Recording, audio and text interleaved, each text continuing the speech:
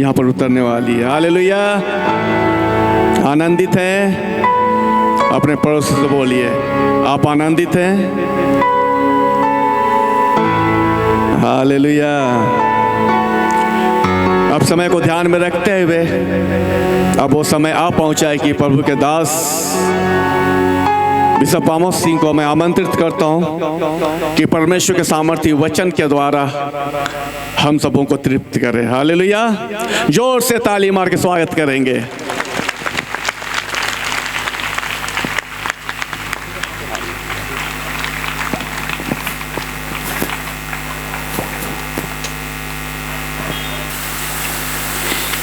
तैयार? ओके, आइए हम प्रार्थना करें। स्वर्ग और पृथ्वी के बनाने वाले परमेश्वर, हम आपको धन्यवाद देते हैं, आपकी आराधना करते हैं। आज खुले प्रांगण में आपने अपने खून खरीदे लोगों को आज की रात्रि काल में इस स्थान पर इसलिए भेजा है कि ये प्रिय जो यहाँ मैदान में हैं, वे आपकी आत्मिक योजना के अनुसार चुनाव में थे, इसलिए वो यहाँ आ पाए। इस शहर में और भी लोग हैं, शायद वो इस समय आज वचन की सच्चाई या उस वचन की ब्यारी में सम्मिलित होने के लिए, हे पिताजी, परंतु हम धन्यवाद देते हैं इन तमाम संत और संतनियों के लिए जो आज इस प्रांगण में उपस्थित हैं। आपका वचन हमारे साथ होने दीजिएगा। अपने दास को अपने हाथों में ले लीजिएगा, न बल से, न बुद्धि से, न ज्ञान से, वरन आपकी आत्मा के द्वारा सब कुछ हो लेने के लिए हम प्रार्थना करते। प्रभु, अपने दास के होठों को वेदी की आग से पवित्र कर दीजिएगा और हर शब्द नपतुला और गहरे अभिषेक में और अपनी चुनी हुई प्रजा को आप क्या कहना चाहते हैं वह दिल की धड़कन आपकी पवित्र आत्मा के द्वारा आपके दास की बुद्धि पर दीजिएगा, जिससे कि हम सब उस आत्मिक मन्ना को खाकर तृप्त होने पाएं। बाप, हम जमीन में फेंके हुए पानी की तरह अपने आप को आपके नियंत्रण में डाल देते हैं। आपका किया ऐसी आप कृपा और दया कर लीजिएगा। महान परमेश्वर, हम आपको धन्यवाद देते हैं, यीशु नासरी के नाम से मांग लेते हैं, आमीन। ये 2 दिन भविष्यवाणी के दिन होंगे जब परमेश्वर पिता अपने लोगों के साथ व्यवहार करे और अपने हृदय की बातें देकर के अपनी प्रजा को तैयार करे। जैसा कि आपने इस वचन में देखा कि तुम आने वाली विपत्ति से बचने और मनुष्य पुत्र के सामने खड़े रह सको, ऐसी वाली बातें कहकर के प्रभु हमें कुछ नई बातें कहना चाहते हैं जो भविष्यवक्ता से भविष्यवाणी से जुड़ी हुई है। बीते दिनों में परमेश्वर पिता ने नबी के द्वारा आज की 2024 के 25 के मई महीने के इस पड़ाव में जो संदेशा दिया है उसे हम आज चिंतन में लाना चाहते हैं और जहाँ जहाँ पवित्र आत्मा हमको ले जाएगा हम उन्हीं बातों पर चिंतन करेंगे। ये विषय हम बाद में ले आएंगे। आज हम पहले शुरुआत करते हैं नेहमाया की किताब और उसका 8वां अध्याय और उसकी 9 पद से हम आपके लिए पढ़ेंगे। नेहमाया की किताब और उसका 8वां अध्याय और उसका 9वां पद। तब नेहमाया जो अधिपति था और एजरा जो याजक और शास्त्री था और जो लेवी लोगों को जो लेवियां लोगों को समझा रहे थे, उन्होंने सब लोगों से कहा, आज का दिन तुम्हारे परमेश्वर यहोवा के लिए पवित्र है। दूसरा माइक दो।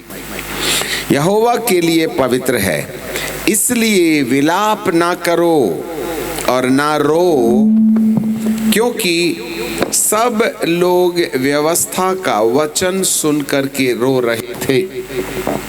सब लोग परमेश्वर के वचन को सुनकर, परमेश्वर यहोवा के वचन को सुनकर रो रहे थे। फिर उसने उनसे कहा, जाकर चिकना चुपड़ा भोजन करो और मीठा मीठा रस पियो, और जिनके लिए तुम तैयार नहीं हुए उसके पास बेना भेजो, क्योंकि आज का दिन हमारे प्रभु के लिए पवित्र है। उदास मत रहो, क्योंकि यहोवा का आनंद तुम्हारा दृढ़ गढ़ है। ये लेवियों ने सब लोगों को यह कहकर चुप कराया और कि चुप रहें, क्योंकि आज का दिन पवित्र है, और उदास मत रहो। तब सब लोग खाने पीने, बेना भेजने और बड़ा आनंद मनाने के लिए चले गए, क्योंकि जो वचन उनको समझाए गए थे वे समझ गए थे। पिन पॉइंट, जो वचन उनको समझाए गए थे उन्होंने समझ लिया था। नहीं समझे तो प्रॉब्लम है, समझ गए तो आनंद मनाइएगा।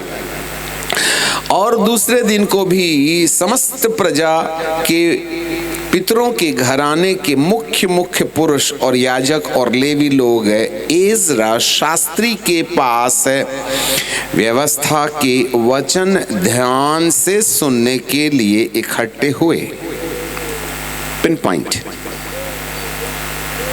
बाइबल का परमेश्वर हमें कहता है कि परमेश्वर और उसकी प्रजा के बीच में जो आत्मिक रिश्ता है उसकी बुनियाद परमेश्वर का वचन है, द वर्ड ऑफ गॉड। वचन सुनाए जाने का कार्यक्रम किया जाता है, परंतु वचन सुनने के लिए सुनने वाले को तैयारी की आवश्यकता होती है। यदि कोई तैयारी बिना वचन को ना सुने या फिर वह वचन ही ना सुने, तो ये वाला सौभाग्य उनके लिए कदापि नहीं आएगा कि आज का दिन परमेश्वर यहोवा के लिए पवित्र है। विलाप ना करो। अब सवाल ये उठता है कि ये विलाप क्यों कर रहे थे? Why they were shedding the tears and crying before the throne of God? क्योंकि उनके हृदय के अंदर परमेश्वर का वचन ज्ञान के द्वारा ज्ञान तक अर्थात बुद्धि तक नहीं पहुंचा था, वरन जो वचन था आत्मा से निकलकर उनके दिमाग से होकर आत्मा की गहराई तक चला गया था। और जब कभी भी कोई वचन आत्मा की गहराई को छूता है तब हृदय टूट जाता है, और आंसू का बहाना या रोना कोई ड्रामा नहीं है, वरन वह टूटे हुए दिल का प्रतीक है, द ब्रोकन हार्ट। और वचन के सुनने वाले तो बहुत हैं, परंतु ये दिमाग से दिमाग तक की बातें जो है ना, हमारे जीवन को ज्ञानी बना देती हैं। परंतु जब कभी कोई बात दिल से निकले, होठों से जरूर निकलेगा, परंतु सुनने वाला दिमाग से जरूर सुनेगा। पर यदि वो बातें दिल की गहराई तक चली जाएं तो इंसान को तोड़ देती हैं, और उसके जो टूटेपन है वह अभिमानियों का सामना करता है और दीनों पर दया करता है। पता नहीं क्यों आज हम पवित्र आत्मा के कंप्लीट निर्णय में हैं। और ऐसा भी हो सकता है कि ये सभाएं 2 दिन के लिए रांची के लिए चुनौती बन जाएं। इसलिए बड़ी गंभीरता से प्रभु के चुनाव में आने वाले लोगों को परमेश्वर का हृदय समझ लेना चाहिए। और जो रो रो करके विलाप कर रहे थे, उनके हृदय में परमेश्वर के वचन ने पवित्र आत्मा के द्वारा स्पर्श किया है। The kingdom of God is not in Uttar Pradesh but in Madhya Pradesh. जब कभी ज्ञान के द्वारा ज्ञान की बातें सुनी जाती हैं तो आदमी ज्ञानी बन जाता है, बुद्धिमान नहीं। ज्ञानी होना अच्छी बात है, पर यदि मात्र ज्ञान है तो ये आत्मिक ज्ञान हमारे जीवन के लिए घमंड का विषय बन जाता है, जिसको गुप्त घमंड या सीक्रेट प्राइड या स्पिरिचुअल प्राइड कहते हैं। और ये जो आत्मिक घमंड है ये इतना खतरनाक जहर है जो मरने भी नहीं देता है और जीने भी नहीं देता है। इसलिए बाइबल में ऐसे ज्ञानियों को, ज्ञान रखने वालों को गुनगुना कहा गया है। धोबी का कुत्ता घर का न घाट का, इधर के नहीं रहे उधर की रहे, न आत्मिक है न भौतिक है। संसारिक रहते तो दुनिया का मजा उठा लेते, आत्मिक भी नहीं है, क्योंकि ज्ञान के कारण हमको ये लग गया कि भाई हम तो प्रभु को जानते हैं, परंतु ऐसा कुछ भी नहीं है। यहाँ पर इंफॉर्मेशन इज नॉट दी, ये जो ज्ञान है वह केवल हमें इस बात को मान नहीं लेना चाहिए कि मेरे पास बाइबल का ज्ञान है इसलिए मैं एक योग्य व्यक्ति हूँ। बाइबल का परमेश्वर हमें इस प्रकार से कहता है, यूहन्ना रचित सुसमाचार और उसका 5वां अध्याय हम पढ़ लेंगे, आप कान हमारे तरफ लगा रखिएगा। तुम यूहन्ना की किताब और उसका 5वां अध्याय और उसके 29 पद में, जॉन चैप्टर 5 एंड वर्स 39, तुम शास्त्र में ढूंढते हो क्योंकि समझते हो कि उसमें अनंत जीवन मिलता है। यह वही है जो मेरी गवाही देता है, फिर भी तुम जीवन पाने के लिए मेरे पास आना नहीं चाहते हो। वाह, शास्त्र में तुम ढूंढते हो कि तुम्हें अनंत जीवन मिलेगा, परंतु ये जो शास्त्र है ना, जिसको इंफॉर्मेशन कहते हैं, जिसे ज्ञान कहते हैं, और ज्ञान से इंसान ज्ञानी बनता है, विद्वान बनता है, बुद्धिमान नहीं बनता। विद्वान और बुद्धिमान में अंतर है, विद्वान और बुद्धिमान में अंतर है। विद्वान दुनिया के सामने अपना परिचय देता है, बुद्धिमान का परिचय परमेश्वर के सामने रहता है। याद रखिएगा, ये सब बातें थियोलॉजी की किताब में नहीं मिलेंगी आपको। ज्ञान से हम अपनी कॉलर ऊंचा कर लेते हैं और लोग कहते हैं वाह क्या बाइबल जानता है, परंतु हर घर में जाके बीड़ी भी पीता है। तो इसे बुद्धिमान नहीं कहते, ज्ञानी कहते हैं। और जब कभी किसी व्यक्ति के अंदर ज्ञान की बहुतायत होती है तब उसके अंदर गुप्त घमंड पैदा हो जाता है, और ये जो घमंड है वह परमेश्वर के सामने हमको परमेश्वर का विद्रोही बना देता है। वह अभिमानियों का सामना करता है और दीनों पर दया करता है। अब यहाँ पर बाइबल हमें बताती है तुम शास्त्र में ढूंढते हो। आज धरती पर शास्त्र के सुनाने वाले अरबों और खरबों हो सकते हैं और सुनने वाले भी अरबों और खरबों हो सकते हैं। और सुनने और सुनाने का ये सिलसिला 2000 साल से चल रहा है। परंतु सवाल ये है, सुनाने वाले और सुनने वाले कहाँ तक उस प्रभु को जानते हैं जिसके बारे में बाइबल यहाँ शिकायत करती है कि तुम शास्त्र में ढूंढते हो कि तुम्हें अनंत जीवन मिलता है, पर यह तो वही है जो मेरी गवाही देता है, फिर भी तुम मेरे पास आना नहीं चाहते हो। अरे वाह, इसका मतलब है शास्त्र को खोज करके परमेश्वर के बारे में जानकारी प्राप्त कर लेना इंसान को बुद्धिमान बना देता है, परंतु इस ज्ञान के आधार पर हमारे लिए एक रास्ता मिल जाता है, और वो रास्ता ये है कि हम जीवन पाने के लिए उस अनुभव रूपी दरिया में समाना चाहिए। तो फिर भी तुम जीवन पाने के लिए मेरे पास आना नहीं चाहते हो। मैं मनुष्य से आदर नहीं चाहता हूं, परंतु मैं जानता हूं कि तुम में परमेश्वर का प्रेम नहीं है। आज कितने लोग हैं जो बाइबल को दूध में ब्राउनवीटा सामान घोल करके पी लेते हैं और उनको बेहतर मालूम रहता है उत्पत्ति से लेकर के प्रकाशित वाक्य तक। पर एक सवाल प्रभु आज पूछते हैं, क्या वास्तव में हमको उस प्रभु का जिसके लिए ये किताब लिखी गई है, जिसका नाम बाइबल है, बाइबल के पीछे ही अपने आप में एक भेद रखा है, BIBLE। BIBLE, पहले B से बेसिक, I से instruction, basic instruction, BIBL, life, BIB। दूसरा है before death, basic instruction before death for the eternal life. अनंतकालिक जीवन की प्राप्ति के लिए मृत्यु के पहले दिए गए आधारभूत सिद्धांतों को बाइबिल कहते हैं। धरती की किसी भी भाषा में चले जाएं, बाइबिल का पतरस का अंग्रेजी से पीटर हो सकता है, पर बाइबिल का कोई अनुवाद नहीं है, क्योंकि इस BIBLE के पीछे ही परमेश्वरीय किताब के द्वारा कुछ निर्देश दिए जाते हैं।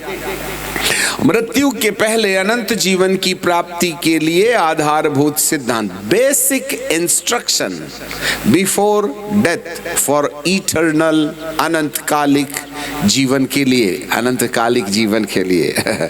इसलिए बाइबिल कहती है तुम जीवन पाने के लिए मेरे पास नहीं आना चाहते हो। क्यों? क्योंकि ये जो बेसिक इंस्ट्रक्शन है ना, वो सुनने और सुनाने के लिए नहीं है। इंस्ट्रक्शन, इंस्ट्रक्शन, निर्देश, निर्देश, निर्देश, सुनने सुनाने के लिए, और निर्देश तख्ती में दीवार की शोभा बढ़ा करके पिक्चर के समान लटकाने के लिए नहीं है। आज बहुत से मसीही लोग वो कैलेंडर वाली फोटो को ना फ्रेम करके लटका देते हैं। ये भाई ये वचन क्यों लिखा है? बोले आने वाले जब आएंगे ना तो उसको पढ़ेंगे। पर मैं आपसे पूछता हूँ, आपकी दीवार में जो वचन लिखा तुमने पढ़ा था क्या? वो तो खरीद के ला के लटका लिए, खुद पढ़े भी नहीं हो। फायदा ही क्या? आपके दिल की तो शोभा नहीं ना बढ़ाता है, वो तो दीवार की ना शोभा बढ़ा रहा है। चलो कोरी दीवार अच्छी नहीं लगती तो बाइबिल के पद लटका दो। ये इंस्ट्रक्शन लटकाने के लिए नहीं है भाईजान, उसको जीवन के अंदर काम में लाने का है। और यदि आप केवल वचन को जानते हैं और केवल वचन को सुनते और सुनाते हैं तो विद्वान जरूर गिने जा सकते हैं, पर बुद्धिमान नहीं गिने जा सकते। बुद्धिमान तो वो होता है जो वचन को अपने जीवन के अंदर व्यवहारिक करने के लिए वचन के पीछे जो आत्मिक अनुभूतियां रखी हुई हैं उसमें प्रवेश करने के लिए कसरत करता है, तैयारी करता है। और आज इसी तैयारी को हम खो बैठे हैं।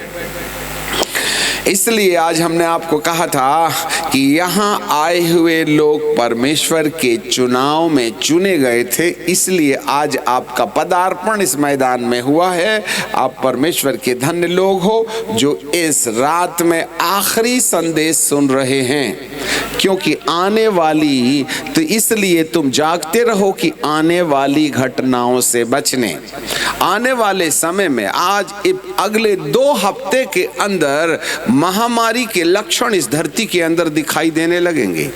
और इसी मई, जून और जुलाई के अंतर्गत आदमियों के टपकने का समय आ जाएगा। आपको समझ में भी नहीं आएगा, हॉस्पिटल पहुंचने के चांस खत्म हो जाएंगे।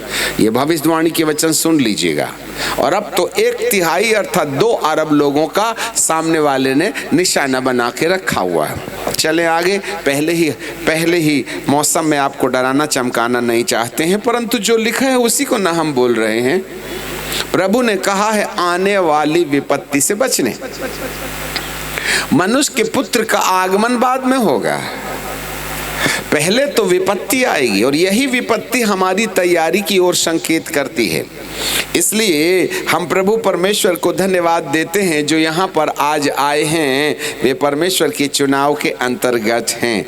अब हम आपको टेंशन नहीं देना चाहते हैं, परंतु जो बात परमेश्वर के हृदय में है, बाइबल में हमने थोड़ा समय पहले एजरा की किताब में पढ़ा कि किन लोगों को परमेश्वर पिता ने कहा उदास मत रहो, और ये उदास क्यों हो गए थे। नहमिया की किताब के 8वें अध्याय के 10वें पद में, और फिर उनसे कहा कि जाकर चिकना चुपड़ा भोजन करो। ये कौन होंगे जो जाकर के चिकना चुपड़ा भोजन करने के लिए और मीठा मीठा रस पियो, और उनके लिए जिन्होंने ये सब खाना पीना तैयार नहीं किया है ना, उनके घर में बैना भेज दो, क्योंकि आज का दिन हमारे प्रभु के लिए पवित्र है। उदास मत रहो, यहोवा का आनंद करो, क्योंकि वह गढ़, दृढ़ गढ़, विपत्ति के समय दृढ़ गढ़ है, छुपने की जगह है। यहोवा मेरा दृढ़ गढ़ है। आपको मालूम है ये बातें किन पर लागू होंगी और किन के लिए लागू नहीं होगी। ये किनके लिए संभव है और किनके लिए संभव नहीं है।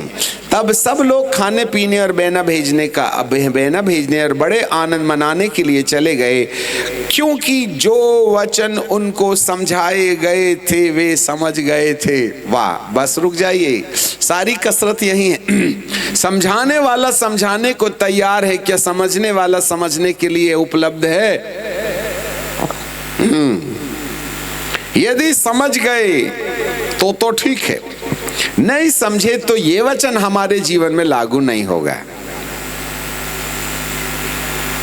यदि हमें समझ में आ गया तो ये वचन लागू होगा कि आनंद मनाओ, मीठा मीठा रस पियो। आज यहोवा का दिन है और उसका पवित्र दिन है, उदास मत रहो। परंतु उदास मत रहो, ये बातें सब पर लागू नहीं होंगी।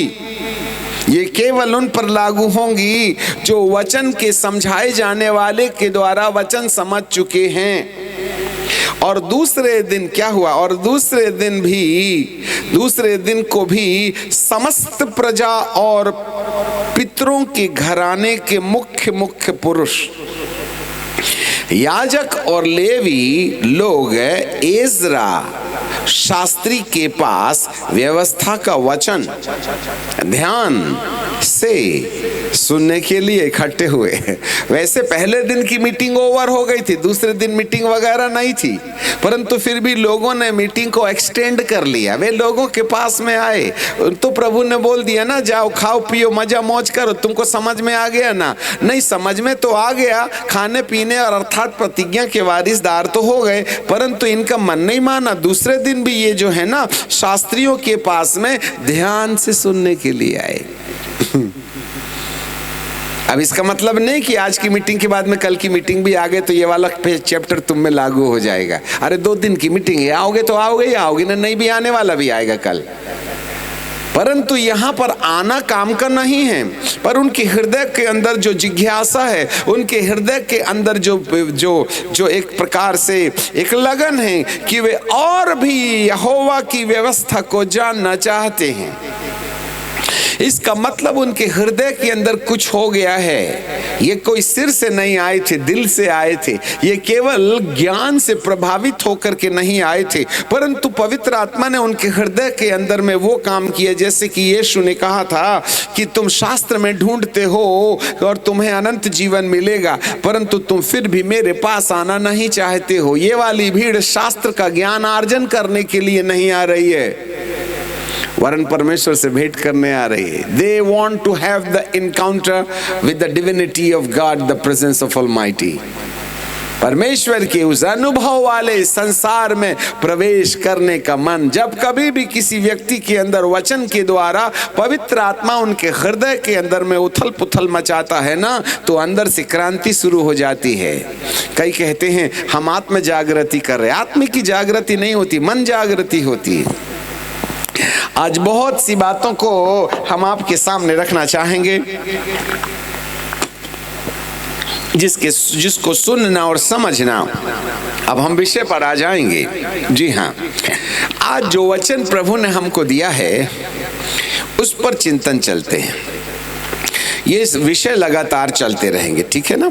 यशायाह की किताब और उसका 40वां अध्याय, बुक ऑफ आइज़िया चैप्टर 40 यहाँ लिखा है 3 पद में। हम पहले से ही पढ़ लेते हैं। तुम्हारा परमेश्वर यह कहता है, मेरी प्रजा को शांति दो, शांति। यरूशलेम से शांति की बातें कहो, उससे पुकार कर कहो, कठिन सेवा पूरी हुई है, तेरे अधर्म का दंड अंगीकार किया गया है।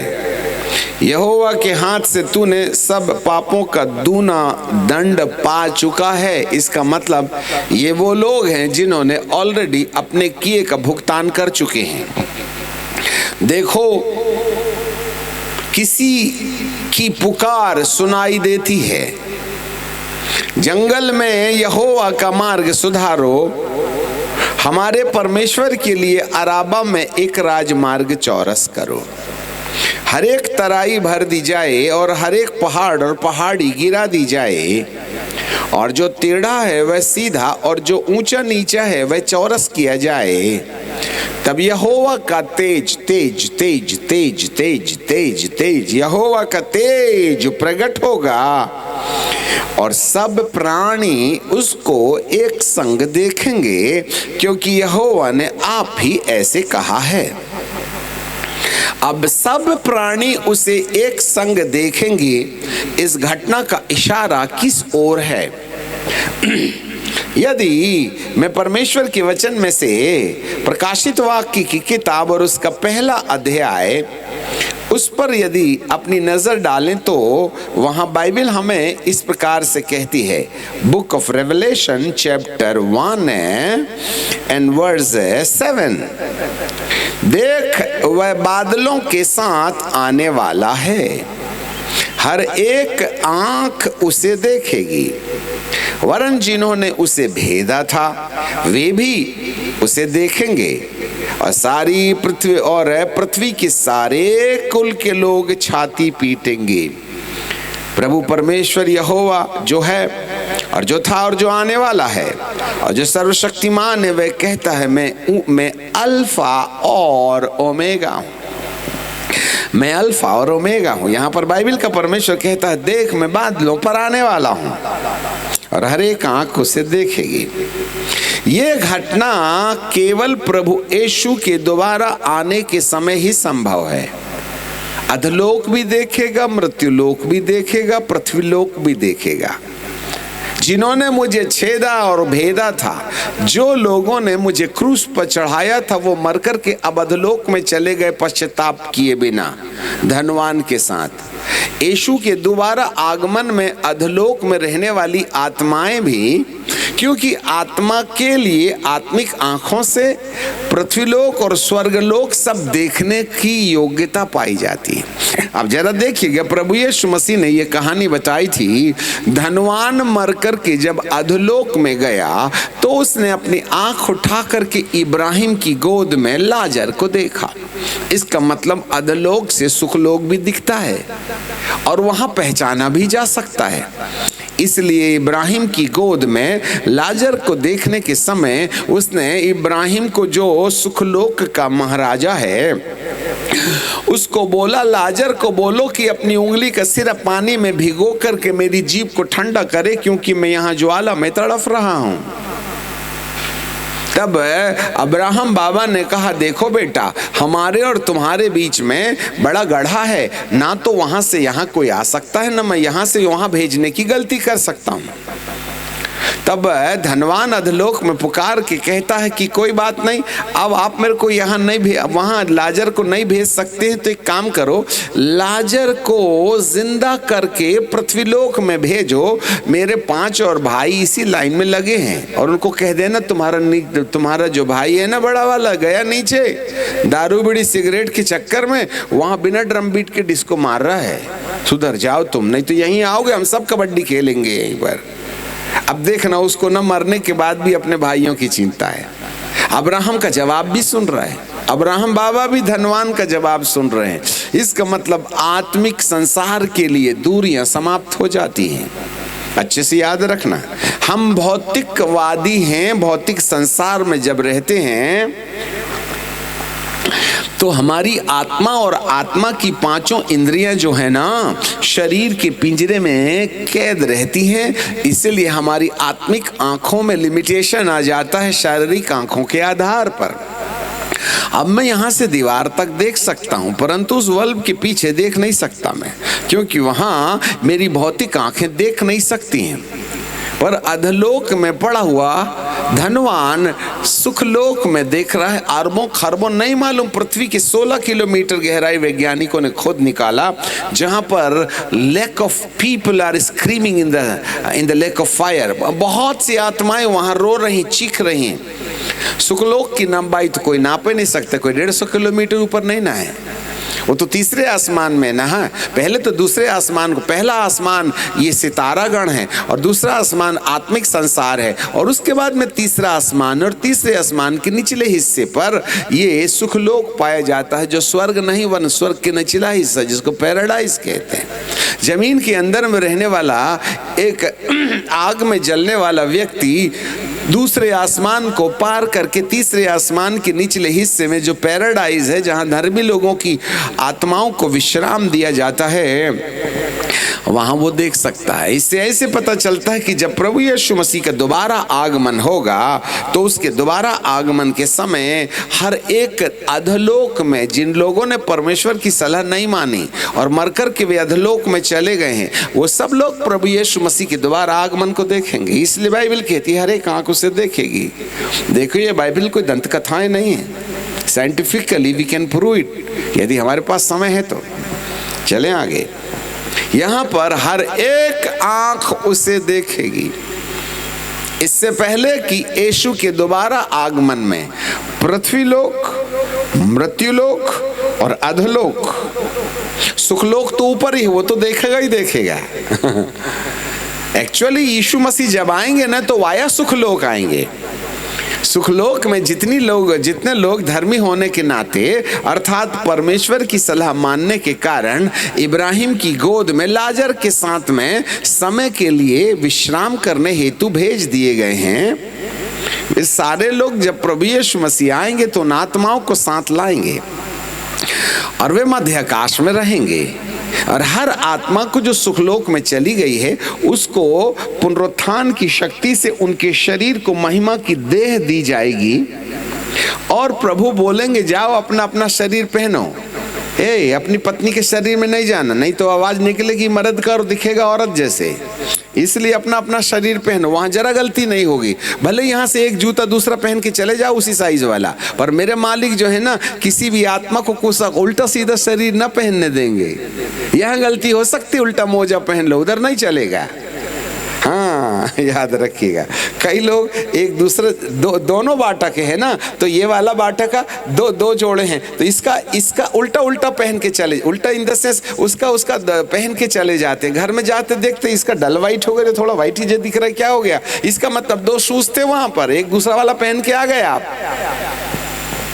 मेरे मालिक जब दूसरे बार में यीशु मसीह को भेजेंगे, तो हर एक व्यक्ति को अपना अपना देह पहनना पड़ेगा।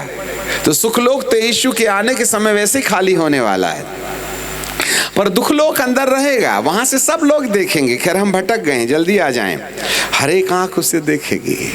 सुखलोक तो आएगा, वो देखेगा नहीं, वो खुद ही आएगा। पृथ्वीलोक के लोग देखेंगे, विश्वासी भी देखेंगे, गैर विश्वासी भी देखेंगे, अधलोक भी देखेगा। अधलोक वाले देख करके रोते रहेंगे, विश्वासी लोग देख कर के रोएंगे नहीं। जैसा ये बड़ी भीड़ जब नेहमिया की किताब में वे आनंदित हो गए, वैसे वाले कुछ लोग होंगे आनंदित हो जाएंगे, परंतु ये केवल वो लोग होंगे जिनको परमेश्वर की व्यवस्था समझ में आ गई है। अब जिनको व्यवस्था समझ में नहीं आई तो वो नाचेंगे वगैरह नहीं, उनको इतनी घबराहट होगी कि वो छाती पीटेंगे, बाबा अपना नंबर गया रे।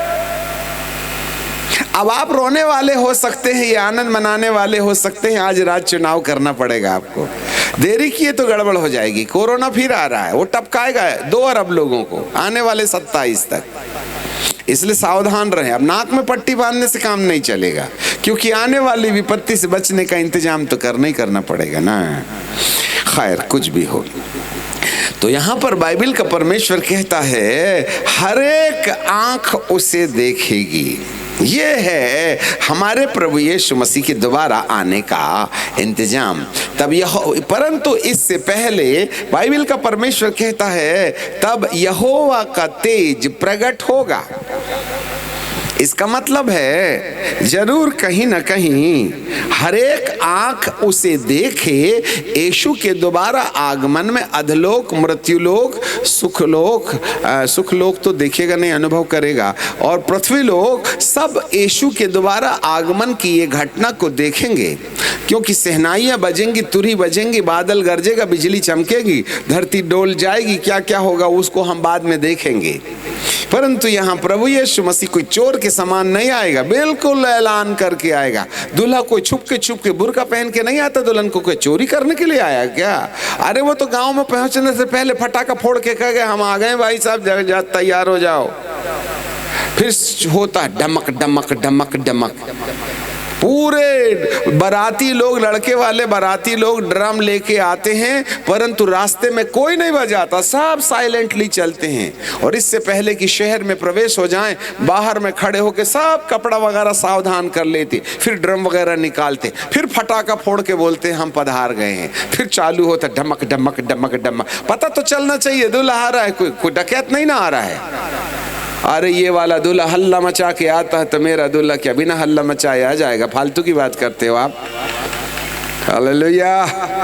अरे धरती लोक पृथ्वी लोक में ऐसा गन्नाटा आ जाएगा, ऐसी सनसनाहट होगी जिसके बारे में कहा नहीं जा सकता है। हाँ, और प्रभु यीशु मसीह आ गए पहली बार लुंगी पहन करके, गाउन पहन के। बाइबल कहती है मत्ती की किताब में कि वह अपने पिता की महिमा में आएगा। और पिता कोई चुपके नहीं आता है। सिनाई के पहाड़ में जब आए थे मालूम पड़ा तुमको?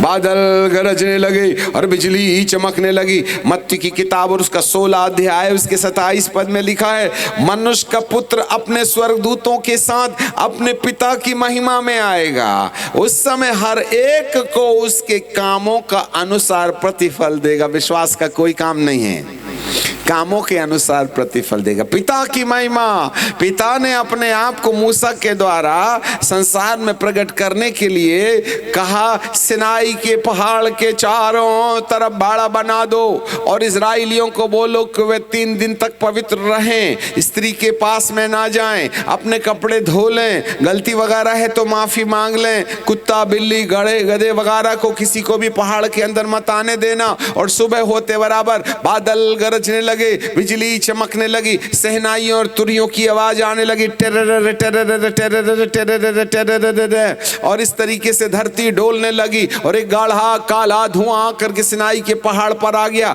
उसके ऊपर में आग और उजियाले उस काले पहाड़ के बादल के अंदर दिखाई देने लगे। और जब नरसिंगों का शब्द भारी होते रहा तब परमेश्वर ने मूसा से कहा, जा एक बार और वार्निंग देके आ जाना, कोई भी ऐरा गहरा नथु खेरा पहाड़ को न छुए, नहीं तो मुहंजी मच्छी समान खुलिया बन जाएगा।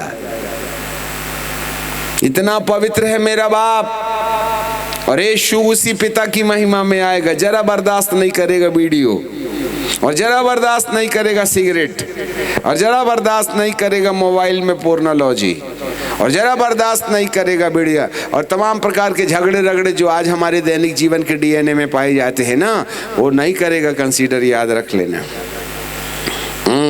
अपने पिता की महिमा में जब यीशु आएंगे तो जैसे सिनाई के पहाड़ में नजारा देख लेना, वैसे संपूर्ण धरती आकाश गंगा में वही नजारा देखेगी जो सिनाई की पहाड़ में होगी।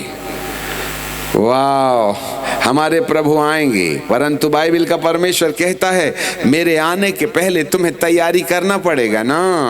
इसलिए तो कहता है कि सब प्राणी उसको एक संग देखेंगे। यहोवा की वाणी यही है, परंतु इससे पहले कि सब प्राणी उसको एक संग देखें, यहोवा का तेज प्रकट होगा। वाह, यही है, बोलिए, यहोवा का तेज प्रकट होगा। इसे ही अंत के दिनों की जागृति कहते हैं। This is the end time revival. हाँ, यहां लिखा है द लास्ट रेन, बहुत अच्छा शब्द है, अंतिम वर्षा।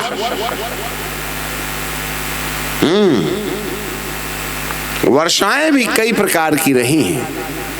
आज बड़ी बुद्धिजीविता से आप वचन सुनेंगे, बस धीरज से रखना। यदि अब यहां फिर वापस आ जाएंगे, ठीक है। ये जो लास्ट रेन है उसका अर्थ क्या है? मुझे एक पद याद आता है। यदि मैं आपके लिए योएल की किताब निकालूं, जरा देखिएगा, योएल की किताब और उसका 2 अध्याय, राइट, योएल की किताब 2 अध्याय। देखो, मीठा मीठा रस पीने वाले और आनंद मनाने वाले कौन होंगे? कौन लोग होंगे जो आनंद मनाएंगे? ओके, यहाँ पर लिखा योएल की किताब और उसका 2 अध्याय और उसका 15 पद। सियोन में नरसिंगा फूको, उपवास का दिन ठहराओ, महासभा का प्रचार करो, लोगों को इकट्ठा करो, सभा को पवित्र करो, पुरनियों को बुलाओ, बच्चों और दूध पीतों को भी इकट्ठा करो। दुल्हन अपनी कोठरी से और दूल्हा अपने कमरे से निकल आए। याजक जो यहोवा के टहलुए हैं वे आंगन और वेदी के बीच में रो रो करके, सेल्फी नहीं करवाना, यहाँ पर रोना है, आंगन और वेदी के बीच में रो रो करके कहें, हे यहोवा अपनी प्रजा पर तरस खा और अपने निज भाग की नाम धराई ना होने दे, ना न जाति उसकी उपमा देने पाए जैसा आज की तारीख में दे रहे हैं। जाति जाति के लोग आपस में क्यों कहने पाए कि उनका परमेश्वर कहाँ गया।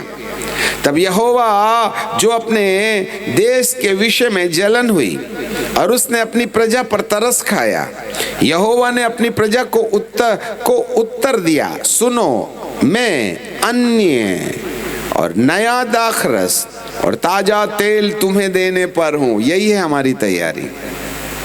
मैं तुम्हें अन्न दूंगा, नया दाख मधु दूंगा, ताजा तेल देने पर हूँ और तुम उसे पाकर तृप्त होगे। और भविष्यवाणियां, भविष्य में अन्य जातियों में तुम्हारी नामधराई नहीं होगी। कब? जब परमेश्वर लास्ट रेन या अंतिम वर्षा यहोवा के तेज के रूप में कलीसिया के ऊपर बरसाएगा और मैं उत्तर की ओर से आई हुई सेना को तुम्हारे पास से दूर करूंगा, सबके पास से नहीं, और उसे एक निर्जल और उजाड़ देश में निकाल दूंगा और वह आगा तो पूर्व और ताल की ओर, उसका पीछे समुद्र की ओर होगा और दुर्गंध उठेगी। 21 पद पढ़ लें।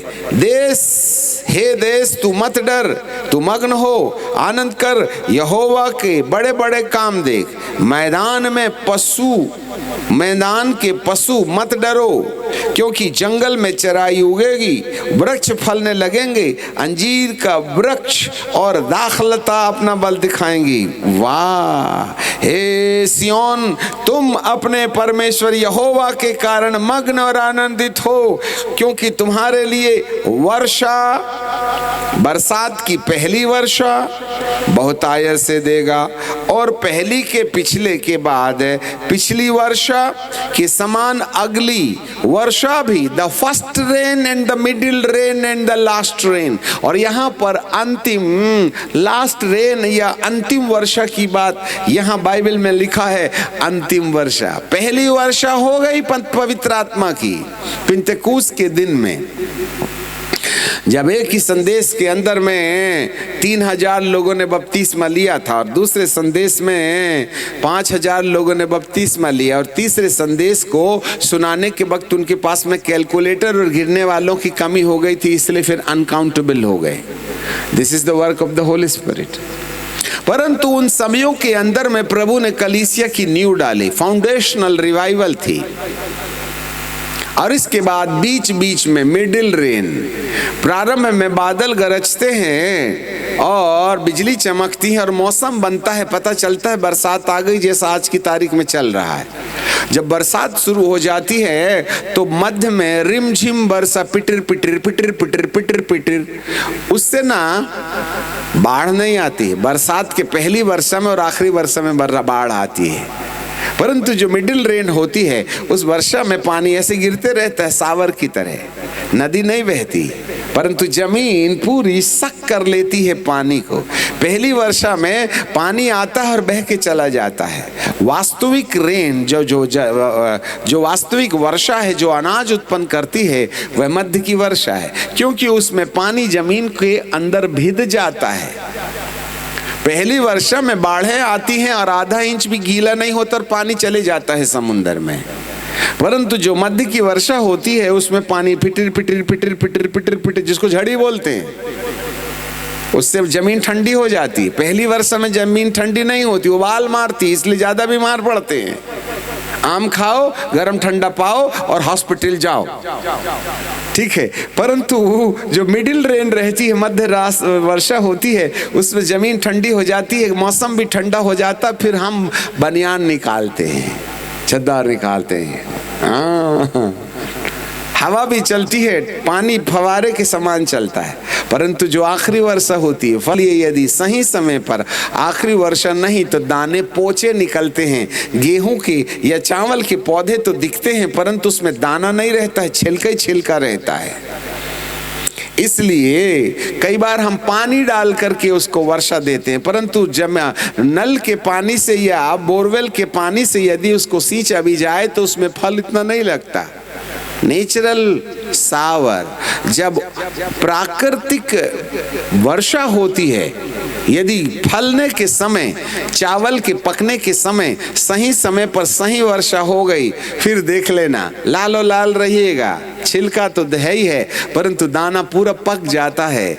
ऐसे ही अंतिम वर्षा की जरूरत ये है, ये सब जितने पोचे दाने हैं ना, जिसमें केवल क्या है, भूसी ही भूसी है, कहीं बीड़ी की भूसी है, hallelujah brother, praise the Lord, hallelujah भी करते हैं और तमाकू भी खा लेते हैं, और जय मसीह की पादरी साहब भुशुम भी कर देते हैं। इनमें दाना नहीं है, भूसी भूसी है ये। इसलिए तो लिखा है कि कुल्हाड़ा जड़ के पेड़ में रखा है, भूसी को अलग करेगा और दाने को ना इकट्ठा करेगा। अब अपन रहे भूसी, मैं आपके बारे में नहीं बोल रहा हूँ, मध्य प्रदेश में है कि नहीं, हालेलुया भी कर लेते हैं, बॉयफ्रेंड गर्लफ्रेंड भी कर लेते हैं, भूसी है कि नहीं। अन्य भाषा भी बोलते हैं और माँ बाप के साथ में लड़ाई भी लड़ते हैं, इधर खूब अन्य भाषा बोलते हैं और बेचारे बुड्ढा बुड्ढी अकेले रोते रहते हैं यहाँ पर। हाँ, लड़का BCA कर रहा है, BCA का मतलब होता है बाप के कैश में ऐश, काम ना काज, मोटरसाइकिल में घूमते रहता, लड़कियों को लाइन मारते रहता है, और वैसे सरकार के पास में पैसा नहीं। ये सब भूसियां हैं ईसाई बच्चों के अंदर में। खैर, इसलिए अंतिम वर्षा की जरूरत है। विदाउट द लास्ट रेन, अंत की वर्षा के बिना इसमें अनाज नहीं होगा, याद रख लीजिएगा। इसलिए अंतिम वर्षा की सच्चाई के लिए प्रभु कहते हैं तुम्हें राजमार्ग तैयार करना पड़ेगा। यशायाह की किताब में और उसके 40वें अध्याय में यही है, यहोवा का तेज, तेज तेज बोलिए, तेज तेज महिमा बोलिए, महिमा और तेज। तो महिमा और तेज ये केवल हिंदी भाषा में है, और यदि आप मलयाली लोग यदि हैं तो सुनिएगा, हिंदी मलयालम में महिमा को कहते हैं महत्वम, और तेज को कहते हैं तेजस। महत्वम एंड तेजस, महिमा और तेज। पर बेचारी 26 अक्षर वाली अंग्रेजी लंगड़ी है। महिमा को भी ग्लोरी और तेजस को भी ग्लोरी लिखा है। यदि आप यशायाह की किताब के इस 40वें अध्याय को देखोगे तो वहां ग्लोरी लिखा है। एक्चुअली वहां ग्लोरी नहीं होना चाहिए, एक शब्द मिसिंग है, इसलिए अंग्रेजी सब प्रकार के अनुवादों पर चिंतन करके हमको पढ़ना चाहिएगा। यहोवा का तेज। अब तेज और महिमा में क्या अंतर है, चलिए हम आपको बताते हैं। अपने घर में एक छोटा सा CFL बल्ब होता है, 1.5 वॉट का, 2 वॉट का, ठीक है। उसको देखोगे तो आपको आंख में आराम लगेगा और वो हमको कंफर्टेबल कर देता है। परंतु इसके बाद वहां 2000 वॉट का हैलोजन लगा हुआ है। जरा ध्यान दीजिएगा, ये 2000 वॉट का जो हैलोजन है, यदि आप उसको देखोगे तो फिर कागज को देखने के बाद आपको पढ़ते नहीं बनेगा, परंतु CFL बल्ब को यदि देखोगे तो आपको आराम देता है, अच्छा लगता है, आपकी आंखों को विश्राम मिलता है। परंतु यदि आप उसी हैलोजन को देखोगे तो हैलोजन को देखते बराबर आपकी आंखें चौंधिया जाएंगी।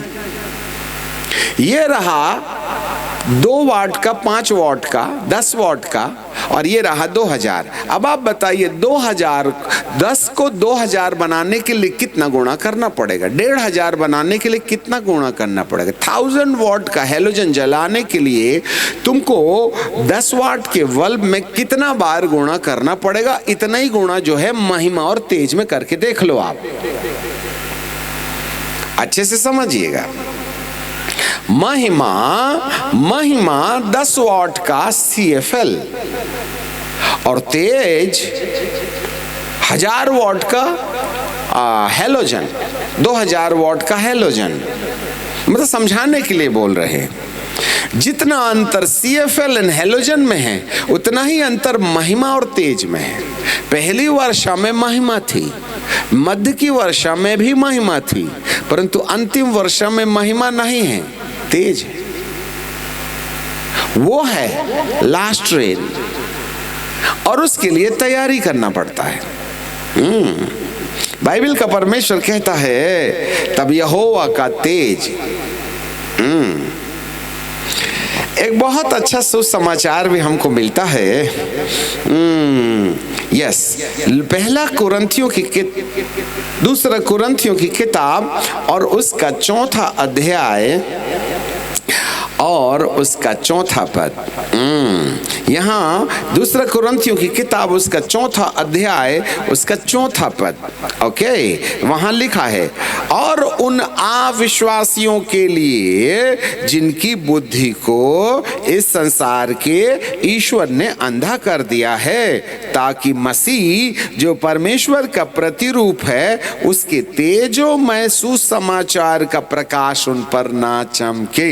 हमारे पीछे बोलिए, उसके, जोर से, उसके तेजोमय सुसमाचार का प्रकाश उन पर ना चमके। तेजोमय, जोर से, तेजोमय सुसमाचार। 3 बार बोलिएगा, तेजोमय सुसमाचार। कमान,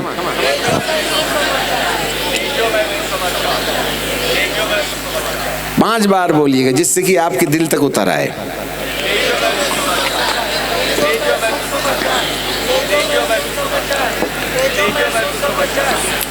धन्यवाद, आपने हमारी आज्ञा मानी।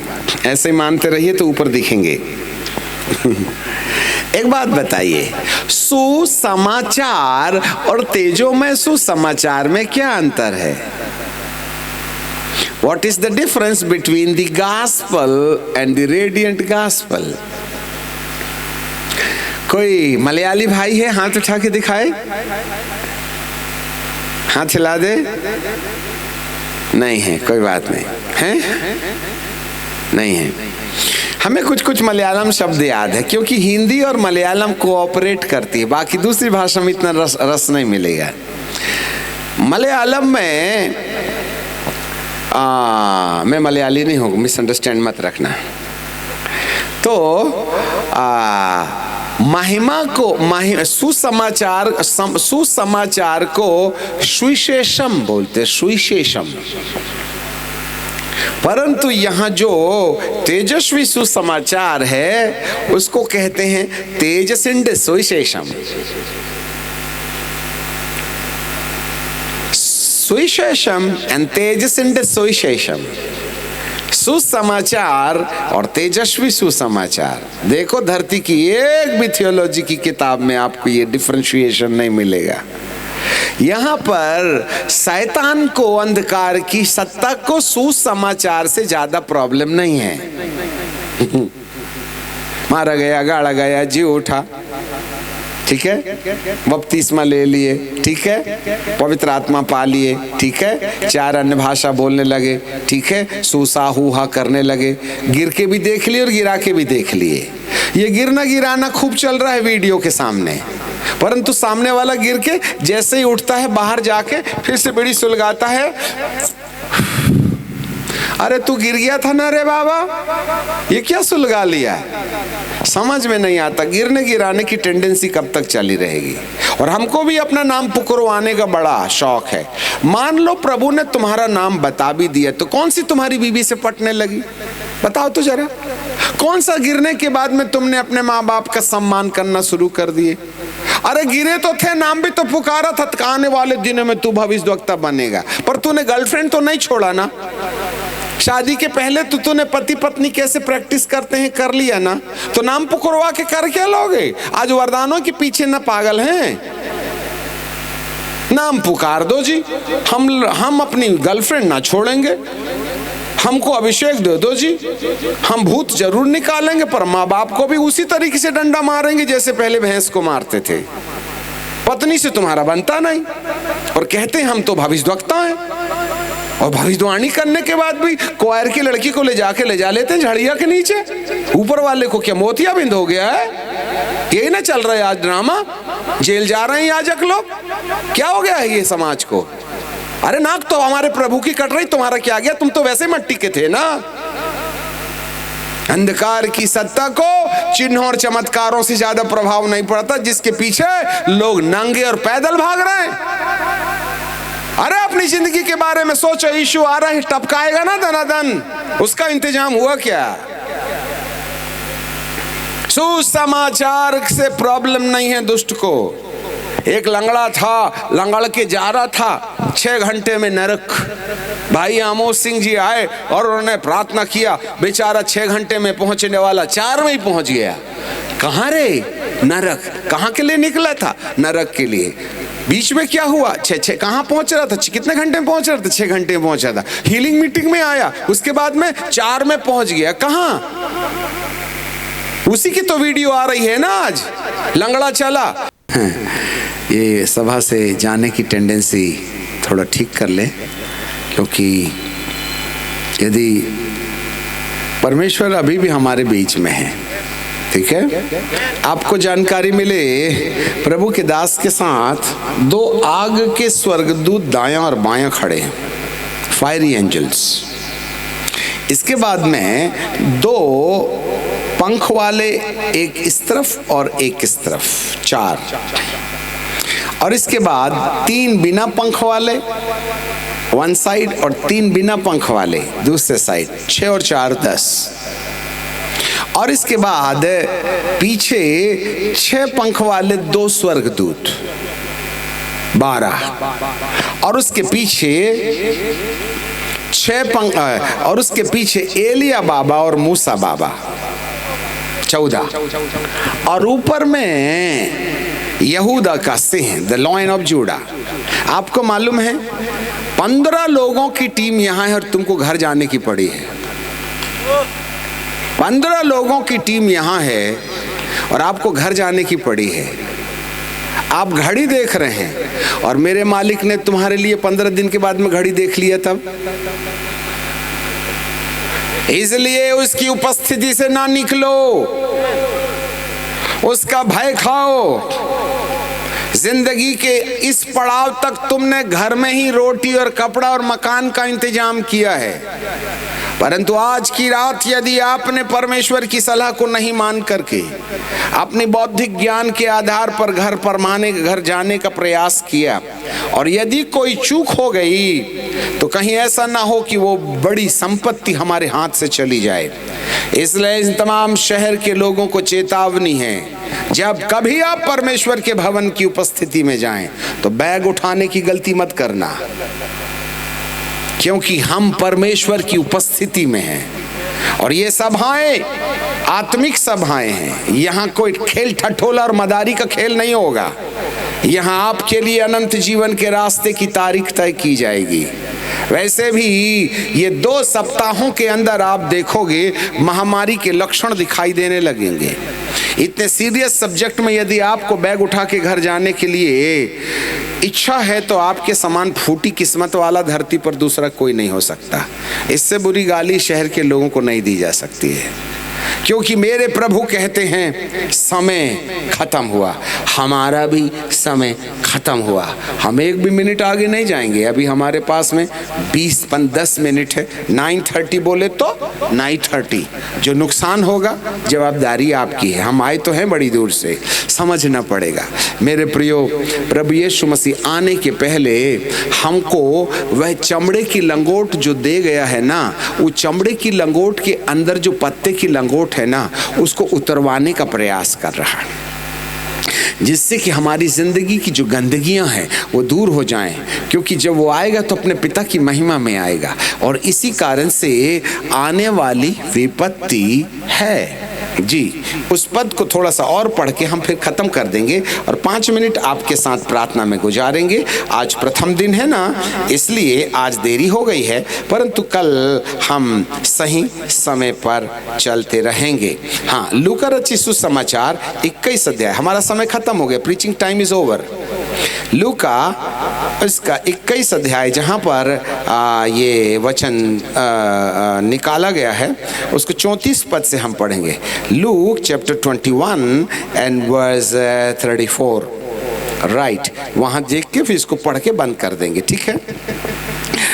इसलिए सावधान रहो, ऐसा ना हो कि तुम्हारा मन खुमार नंबर 1, मतवालापन नंबर 2, जीवन की चिंताओं से सुस्त ना हो जाएं और वह दिन तुम पर फंदे की नाई अचानक आ पड़े।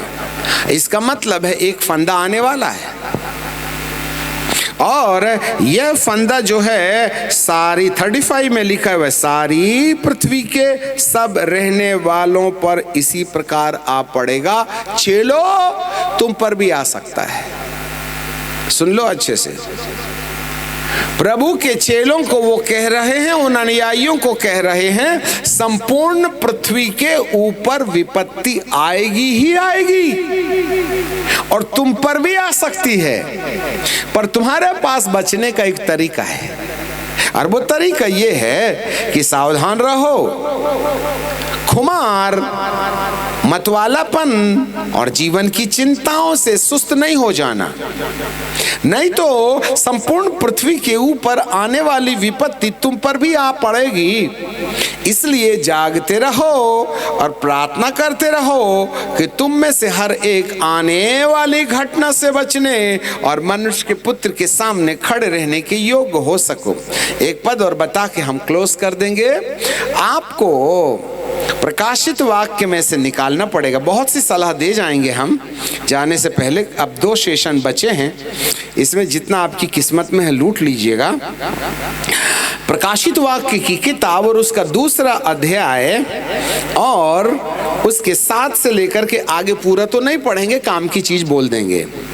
फिलडेल्फिया की कलीसिया के दूत को लिख, जो पवित्र है और सत्य है और दाऊद की कुंजी रखता है, उसके खोलने को और बंद करने का अधिकार दिया गया है। उसके खोले हुए को कोई बंद नहीं कर सकता और उसके बंद किए हुए को कोई खोल नहीं सकता। मैं तेरे काम को जानता हूँ, विश्वास का कोई काम नहीं है, काम को जानता हूँ। देख, मैंने तेरे सामने एक द्वार खोल के रखा है जिसे कोई बंद नहीं कर सकता है। तेरी सामर्थ थोड़ी सी है और तूने मेरे वचन का पालन किया है। हाँ, विश्वास किया है ऐसे नहीं लिखा है, पालन किया है और मेरे नाम का इनकार नहीं किया है। और 10वें पद में लिखा है, मैंने तेरे धीरज के वचन को, माफ करना, तूने मेरे धीरज के वचन को थामा है, इसलिए मैं भी तुझे परीक्षा के उस समय बचाए रखूंगा जो पृथ्वी के सब रहने वालों के परखने के लिए सारे संसार पर आने वाला है। पृथ्वी के हर एक मनुष्य के ऊपर आने वाला है। मैं तुझको बचा के रखूंगा, फिलडेल्फिया की कलीसिया। ऐसे वाली प्रतिज्ञा पूरी 7 कलीसियाओं में से किसी कलीसिया को नहीं बोला कि मैं तुझे बचाऊंगा। कारण कल आइएगा सुबह के सत्र में। किस कारण से फिलडेल्फिया की कलीसिया को अपने आगमन के विषय वो ये कह रहा है कि आने वाली विपत्ति से जो पृथ्वी के ऊपर आने वाली है उस पर मैं तुझको नहीं, तुझके जाने नहीं दूंगा। ये कौन लोग हैं जिनको वो ये वायदा कर रहा है? इफिसुस की कलीसिया और जो कलीसियाएं हैं, चाहे वह इफिसुस की कलीसिया हो, स्मुरना की कलीसिया, स्मुरना को छोड़ दो, चाहे इफिसुस की कलीसिया हो, परगमुस की कलीसिया हो, थुआतीरा की कलीसिया हो, सरदीस की कलीसिया हो, लौदकिया की कलीसिया हो, किसी अन्य कलीसिया के साथ में उसने इस बारे में वायदा नहीं दिया कि मैं तेरी रक्षा करूंगा। मात्र फिलडेल्फिया की कलीसिया। तो क्या फिलडेल्फिया की कलीसिया अकेली कलीसिया है और कलीसियाएं नहीं है जो सारी पृथ्वी के ऊपर आने वाली विपत्ति से बचाव की उम्मीद रखती हैं? इसका मतलब है तमाम कलीसियाओं के हिस्से में से हमको फिलडेल्फिया की कलीसिया में आने का प्रयास करना पड़ेगा। और यदि आप फिलडेल्फिया की कलीसिया के गुणों को अपने अंदर उत्पन्न करने के काबिल बन गए तो आने वाली विपत्ति से हमारा बचाव हो सकता है। जी हाँ, इसीलिए अंतिम दिनों की जो वर्षा है वह यहोवा के तेज के रूप में आएगी। तेज। हम सुसमाचार तो सुनते हैं पर हमको तेजस्वी सुसमाचार की जरूरत है। हाँ, और तेजस्वी सुसमाचार के ऊपर दुष्ट ने हमला करके रखा है और उनकी आंख अंधा कर दी है। सीधा सीधा, आओ भाई भूत निकालो, हम बीड़ी ना छोड़ेंगे। आओ भाई भविष्यवाणी करो, हमको पूरी मस्ती करने दो। आप सुसमाचार से शांति मिलती है, सुसमाचार से चिन्ह होते हैं, सुसमाचार से चमत्कार होते हैं, सुसमाचार से शांति मिलती है। परंतु तेजस्वी सुसमाचार हमारी कटिंग करता है। एक हथौड़ी होती है जिससे खीला ठोकते हैं और जिससे खीला ठुक जाता है ना, वो खीला निकलता नहीं है वो वाली हथौड़ी से। इसलिए खीला ठोकने वाली हथौड़ी अलग रहती है और खीला निकालने वाली हथौड़ी अलग रहती है। खीला ठोकने वाली हथौड़ी से दीवार से खीला नहीं निकाला जा सकता, और यदि दायां बायां ठोकोगे तो छिल भी निकल जाएगी तुम्हारी। निकला तो निकला, नहीं निकला तो फिर दिक्कत हो जाएगी। पर खीला निकालने की एक अलग ही हथौड़ी रहती है, और वही है तेजस्वी सुसमाचार। वह आपकी जिंदगी के अंदर में घास और काट और फूस के रद्दे को निकालता है, जिससे कि सोना और चांदी और बहुमूल्य पत्थर के रद्दे बचे रहे। क्योंकि यीशु पवित्र आत्मा की अग्नि में आएगा तो घास और काट और फूस जल जाएंगे और सोना और चांदी बचेगा। मान लो 4 रद्दे लकड़ी के, 4 रद्दे सोने के, 3 रद्दे फूस के और 3 रद्दे चांदी के और 5 रद्दे घास के, ऐसा रख दिए और प्रभु अपनी आग में आया तो हमारी बिल्डिंग का क्या होगा? थोड़ा सोचना तो पड़ेगा ना। परमेश्वर ने ये 2 दिन की सभाएं आपके अंदर कीला निकालने की हथौड़ी बना के परमेश्वर के दास को भेजा है, जिससे कि वे सारी चीजें बंधवी निकाल दी जाएं और आप तेजस्वी सुसमाचार के द्वारा फिलडेल्फिया की कलीसिया के मेंबर बन जाएं। और यदि आप एक बार फिलडेल्फिया की कलीसिया के मेंबर बन गए, आपकी कलीसिया कुछ भी होगी, परंतु परमेश्वर की दृष्टि में जो क्वालिटी फिलडेल्फिया की कलीसिया के अंदर है वो आपके अंदर आ गई, तो आपको मान के रखना पड़ेगा कि आप आने वाली विपत्ति से बच सकते हैं। Only the last rain can save your life when the tribulation will come. कल हम आपको आखिरी में बता देंगे ट्रिबुलेशन एंड प्री ट्रिबुलेशन में क्या अंतर है। यीशु के आने के बाद 7 साल के महाक्लेश काल में और यीशु के आने के 7 साल पहले वाले महाक्लेश काल में, है ना।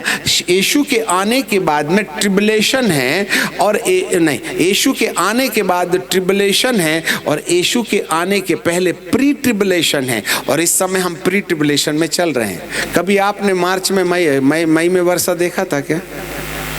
क्या चल रहा है? अप्रैल मई वर्षा ही वर्षा। हर 15 दिन और 1 महीने के बाद में तूफान कहीं ना कहीं। अरे पहले तो 10-10 20-20 साल के बाद में तूफान आता था, फिर तो साल में 2 साल में आता था, अब तो हर हफ्ता 15 दिन तूफान आ रहा है। आपको क्या लगता है? धरती देखो, पहले तो 4 रेक्टर का भूकंप आता था, 5, अरे बाप रे 5 आ गया मतलब हंगामा। अब तो 7.6 में आ गया बाबा, अभी तो 11 तक आएगा, चिंता मत करो। आप कब्रिस्तान खोदने की जरूरत नहीं ना है। धरती भी तो बिलक रही है ना पाप के चक्कर में। जिसकी लाठी उसकी भैंस। ऊपर वाले को क्या मोतियाबिंद हो गया है? अरे प्राण बचाओ। हाँ, सदोम और गमोरा में गए तो थे बड़े शौक से लूथ में हो जाए, और कहते थे बकरियों के लिए घास मिलेगा, पर बकरी तो एक भी नहीं आई तुम्हारे साथ में। बीबी भी तो हाथ छोड़ दी रास्ते में। आशीषित जगह से श्रापित जगह में जाइए तो मुसीबत तो पड़ेगी ना।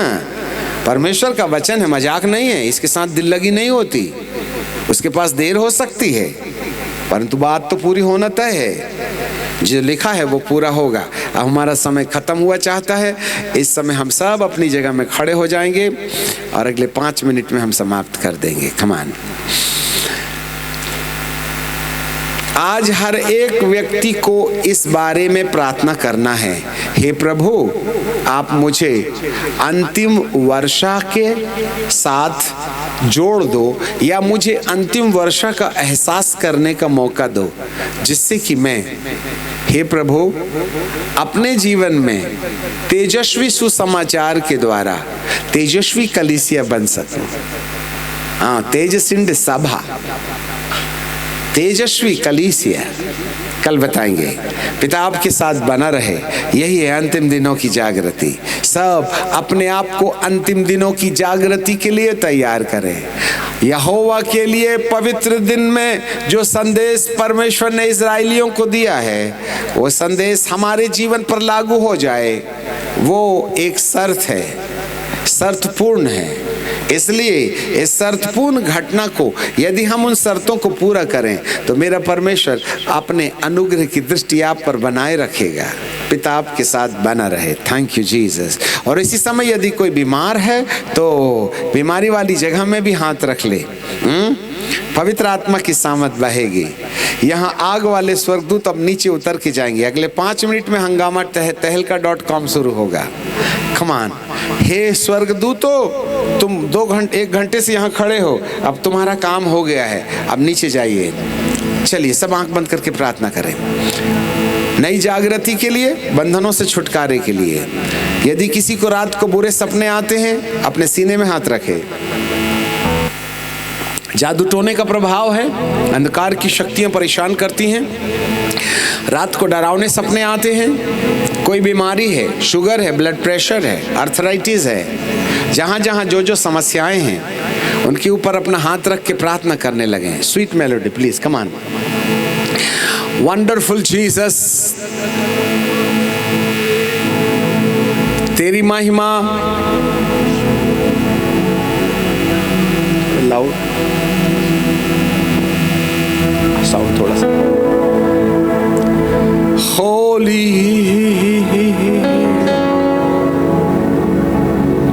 होली होली होली होली होली होली होली होली, तेरी महिमा हो यीशु, महिमा महिमा महिमा,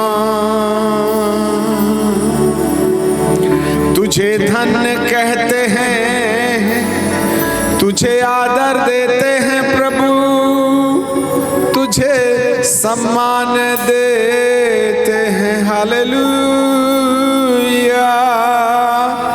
होली होली होली होली। बहाओ प्रभु अपनी महिमा बहाओ। जाओ अग्नि वाले स्वर्गदूतों, नीचे जाओ, जाओ जाओ जाओ। पिता आप आज्ञा दो नीचे जाने के लिए।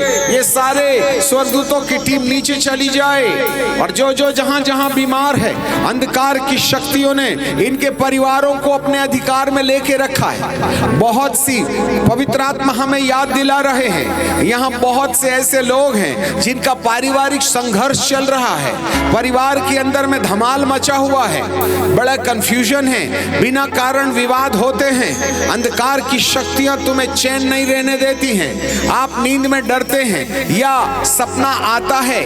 यस फैमिली वाले लोगों सुनो, आज आपके घर के अंदर में कहीं ना कहीं इरिटेशन या तनाव देने वाली बातें बिना कारण से आती हैं। आप हर समय तनाव में रहते हैं, उलझनों में रहते हैं। आज समय की कमी के कारण हम ऑल्टर कॉल नहीं दे पाएंगे आपको, पर आप जहां कहीं भी हैं, परिवार उलझा है, बहुत से परिवार टूटने की कगार में हैं, उनका परिवार बिल्कुल अखाड़ा बन गया है। There is no any peace in your family। पता नहीं क्यों आज परिवार के बारे में प्रभु बता रहे हैं। अंधकार की शक्तियों ने पहला चर्च तोड़ दिया है जो आपका परिवार है। तुम में से 2 या 3 जन एक बात के लिए सहमत हो जाएं तो मेरे पिता की ओर से हो जाएगा। आज आपके परिवार में एकता खत्म हो गई है। 4 लोग, 5 लोग, 7 लोग विभाजन में फंसे हुए हैं। अंधकार की शक्ति ने पहला चर्च तोड़ दिया जो आपका परिवार है, और आपके परिवार के अंदर में मतभेद है।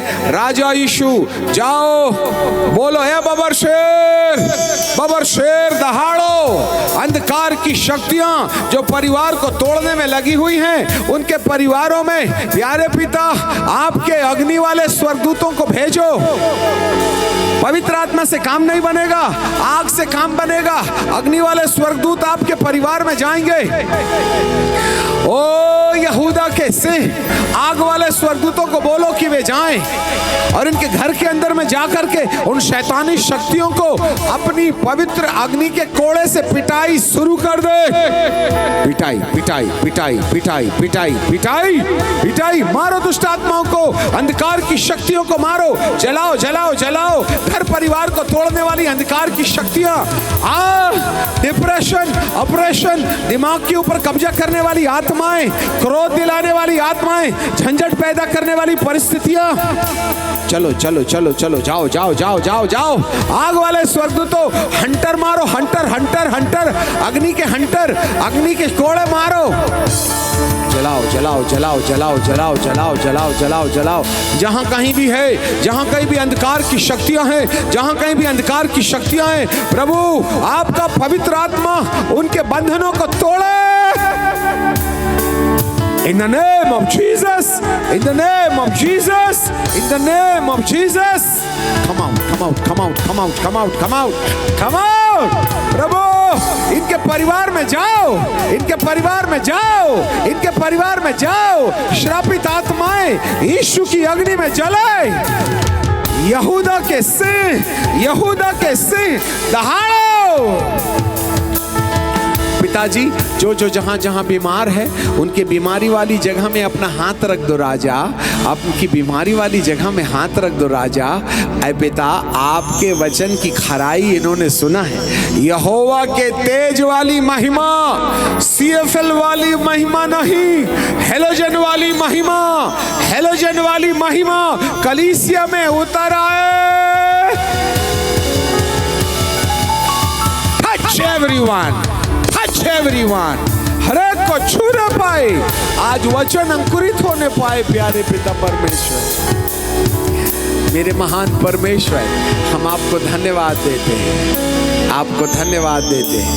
प्रभु, आपका एक ही आग से बना हुआ स्वर्गदूत यदि अपना पंखा फैलाकर इस पूरी भीड़ को ढांक लेगा ना, तो सारी दुष्ट आत्माएं चीखते चिल्लाते इनके तन बदन, परिवार और आत्मा और शरीर से निकल के पलायन कर जाएंगी। इसलिए फैला दो।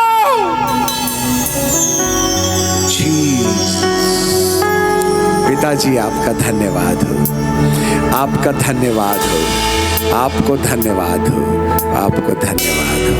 आपने छू लिया, चंगाई दिया, यीशु के नाम से आमीन। अपनी जगह में 2 मिनट के लिए बैठ जाएं। कुछ अनाउंसमेंट्स हैं, और वो अनाउंसमेंट ये हैं, आज हम देरी से थे क्योंकि पहला दिन था ना। वैसे हमने 3 दिनों की सभा का आयोजन किया था, परंतु ये सभाएं पहले हॉल में थी, हॉल वालों ने पहले वाले हॉल में थी, वो भी उन्होंने बोला 2 दिन देंगे, फिर उन्होंने कैंसिल कर दिया। फिर दूसरे हॉल में थी, फिर उसके बाद भी वो हॉल में भी ना 2 दिनों की सभा कैंसिल हो गई। आखिरकार मैदान में करना पड़ा। और यदि ये पहले से मालूम होता कि ये मैदान में सभा है, तो 2 दिन के बजाय तीसरे दिन नहीं करते क्या? इसका मतलब है प्रथम दिन से ही अटैक चल रहा है, क्योंकि दुष्ट नहीं चाहता है आपके अंदर से घास और फूस की रद्दी निकाले जाए। It's a spiritual warfare. आपको जानकारी मिले, इस सभा को आयोजित करने के लिए छोटी सी टीम ने कितना कसरत किया है, प्रार्थना योद्धाओं ने, है ना। इनके पास बहुत ज़्यादा लोग नहीं हैं, सब कुछ प्रभु के चंद्र चुने हुए लोगों को करना पड़ा। ठीक है, ऐसे समय में इनको सहानुभूति देना हमारा काम होता है। ठीक है, कल के लिए यदि आप में से कोई शेर दिल है, भाई साहब कुछ काम है तो बोलो, हम कर देंगे, ऐसा बोल के बोलो। ठीक है, ऐसा करने से आपको अच्छा मिलेगा, क्योंकि ये सभाएं इस शहर के लिए हैं। आप अपनी अपनी आशीषें लेके चले जाएंगे, परंतु जिन्होंने आयोजन किया है वे परमेश्वर की ओर से चुने हुए वे लोग हैं जो बिना आमदनी के अपने ही प्रोविडेंट फंड में से, अपने ही पैसे में से इस सभा का आयोजन, शायद आपने कहीं भी रसीद टिकट नहीं देखी होगी। पिछले बार भी जब हम यहाँ आए थे तो ऐसा कुछ कलेक्शन नहीं हुआ था, परंतु प्रभु के दास लोग, चंद्र परिवार के लोग जो अपना पर्सनल कंट्रीब्यूशन के साथ इस विशाल सभा, और ये भी मत सोच रहे ना कि कहीं विदेश से आ रहा होगा, नहीं तो आप अकाउंट खंगाल सकते हैं कि पैसा जा कहाँ से रहा है। सो ये हमारे शहर के लिए बड़ी चुनौती। देखो, परमेश्वर के दास को इस शहर में बुलाना मामूली खेल नहीं है, ये तो बात याद रखना, क्योंकि दुष्ट आत्माओं के संसार में खलबली मच जाती है। और ये 14 और 15 लोगों की टीम आएगी तो बेचारों की तो गरीबी के दिन शुरू हो जाएंगे ना। इसलिए इस प्रार्थना को, अगले दिन की प्रार्थना को, सभा को प्रार्थना में याद रखें। आप जिस तरीके से आज आपने वचन सुना है, कल भी आपको मिल सके, है ना। यहाँ पर मिलावट नहीं होगी, और खरा वचन लोगों को अच्छा नहीं लगता। सबको ऊपर से कैंसर की बीमारी के ऊपर में सबको आयोडेक्स लगाने की आदत पड़ गई है, और हमको भी आयोडेक्स लगाओ, आप चीर फाड़ मत करो। कभी चौथे स्टेज में गया हुआ कैंसर आयोडेक्स और बिक्स बाम से सुबह तक ठीक हो जाएगा क्या? आए? अरे आयोडेक्स में चौथे स्टेज में कैंसर पहुंच गया है तो सुबह तक ठीक हो जाएगा क्या? गलती मत करो। ये आयोडेक्स लगाने का जमाना गया हो गया। कंपाउंडरी का धंधा खत्म करो अभी यार, सर्जन की जरूरत है। और शैतान सर्जन को पसंद नहीं करता है। कंपाउंडर को बोलता पट्टी बांध दे यार, कल मरेगा आज ही मर जाए, क्या फर्क पड़ता है, फीस आ गई ना अपनी, बस खेल खत्म। पिता आपके साथ बना रहे। भाई साहब ने हमें नहीं बोला है, पर मजबूरन हम ऐसा बोल रहे हैं। कल हम ये हमें डांटेंगे, हमको मालूम है, क्योंकि इस बात के विद्रोह में है, परंतु जो बात हमें प्रभु बोल रहे हैं, कल हम इकलौती ऑफरिंग परमेश्वर के भवन में देंगे, जिससे कि आवश्यक सामग्रियों का भुगतान दिया सके। हमें मालूम है हमको डांटेंगे, क्योंकि अपने पैसे से करते हैं ये, पर पवित्र आत्मा की बात उन्हें माननी पड़ेगी। यदि आपको आशीष लेना है तो खरीद के लो, बो के खरीदो, तो कुछ दिन चलेगी, नहीं तो फोकट की चंदन घस मेरे नंदन। ठीक है। सो कल हम एक विशेष ऑफरिंग लेंगे, और आप अपनी ऑफरिंग के द्वारा अपना दिल दिखाएं कि इस कार्यक्रम में आप सहमत हैं। आशीष फ्री में नहीं, दे के खरीदेंगे। ऐसे मन के साथ कल तैयारी से आए, है ना। यदि ये नहीं भी लिए तो हम टीम को ज़बरदस्ती भेजेंगे कि ऑफरिंग ले लें, क्योंकि बाइबल में लिखा है वो करके खरीदो। अब्राहम ने भी 10वां हिस्सा दिया था। तो हम कल विशेष ऑफरिंग लेंगे। हमें मालूम है इनके कानून के खिलाफ है, परंतु परमेश्वर का कानून के खिलाफ नहीं है, इसलिए हम कल बोएंगे। परमेश्वर आपके साथ बना रहे। थोड़ा कल आज थोड़ा देरी हो गई, हम जल्दी आ जाएंगे, ठीक है। सो जितनी जल्दी आप आओगे उतनी जल्दी। देखो हमारा तो पेट ही नहीं भरा, हमने तो वही ऊँट के मुंह में जी रहा। हमने तो शुरू किया तो खत्म हो गया। ऐसे मज़ा नहीं आता। हम तो 4 घंटा बोलो तो सुबह लगा दें, पर सरकार नहीं देगी अनुमति 10 के बाद ना। तो कल सही समय पर होंगे। पिता आपके साथ बना रहे। कल हम बहुत सी चीज़ें बताएंगे। बाकी का अनाउंसमेंट प्रभु के दास के साथ होगा। प्रार्थना करेंगे। स्वर्ग और पृथ्वी के बनाने वाले परमेश्वर, थोड़ा 15 मिनट ज़्यादा हो गए हैं राजा, हमें 9:30 तक कहा गया था, परंतु बाप क्षमा मांगते हैं। पिता अपना पवित्र हाथ बढ़ाएं, आपके बच्चों को आशीष दें, और हर एक कल जब वो आए तो उनको जल्दबाजी ना हो घर जाने की। ऐसा वाला मन दे के लाना पिताजी, जिससे कि आपके भय में वे बने रहकर अंत के दिनों की चेतावनी सुन लें और वे अपनी तैयारी कर सकें। आपको महिमा, आदर और सम्मान देते हैं। यीशु नासरी के नाम से मांगते हैं, आमीन।